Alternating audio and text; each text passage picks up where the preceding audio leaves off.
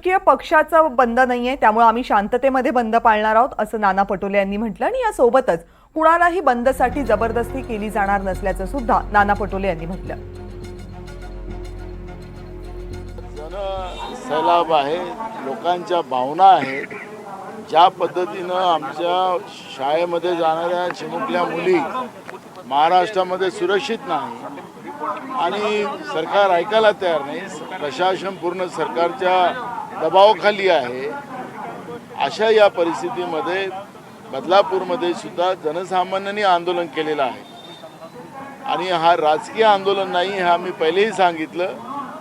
आम्ही त्या आंदोलनात उतरणार, आम्हाला कुठेही नाही, आम्ही शांततेने हे आंदोलन करणार आहोत आणि या आंदोलनामध्ये आम्ही कोणालाही जबरदस्ती दुकानं बंद वगैरे या पद्धतीची कुठली कारवाई करण्याची मागणी करणार नाही आहोत.